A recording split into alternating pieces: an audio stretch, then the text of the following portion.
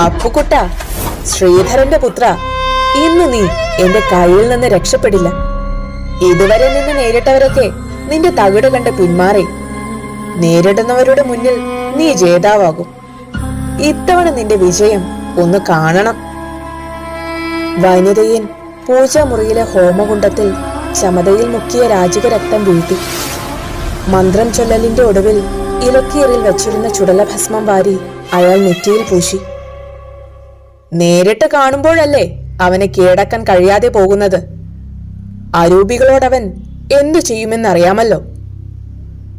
5 ഇന്ദ്രിയങ്ങളും മന്ത്രത്തിന്റെ ആത്മാർത്ഥതയിലും മിഴികൾ പാതിയടച്ച് മനസ്സ് ലക്ഷ്യത്തിലൂന്നി. മന്ത്രോച്ചാരണത്തിന്റെ ശീലുകൾ പൂജാമുറിയിൽ അതിദ്രുതം നടന്നു. അഴിച്ചുവിടപ്പെട്ട ദുർഭൂതങ്ങളെ പോലെ അനുനിമിഷം മന്ത്രോച്ചാരണങ്ങളുടെ താളക്രമം മാറി, ഗതിവേഗമേറി. സംതൃപ്തരായ ദുർമൂർത്തികൾ രൂപമില്ലാതെ മുന്നിലെത്തിയത് വൈനതേയനറിഞ്ഞു.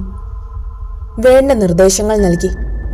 അവറ്റകൾ ലക്ഷ്യം തേടി പാലായനം ചെയ്തതും വൈനതേയനറിഞ്ഞു. അവറ്റകൾ പോയി വരട്ടെ. കേൾക്കാൻ കൊതിച്ചിരുന്ന ഒരു വാർത്തയുടെ ശ്രവണ നിമിഷം ഉപാസനാമൂർത്തികളുമായി പങ്കിടണം. ഹംസാദിയെയും ഖണ്ഡാളിയെയും തൃപ്തരാക്കണം.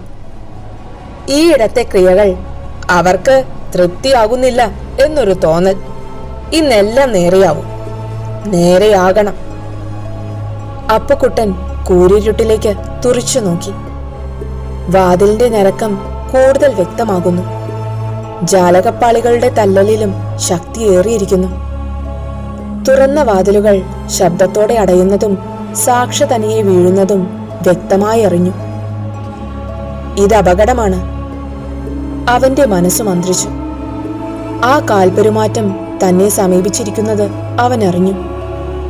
ശബ്ദം കൊണ്ട് സാമീപ്യം അറിയാം, പക്ഷേ നിഴലോ രൂപമോ ഇല്ല. ഇതെന്തൊരു മറിമായം!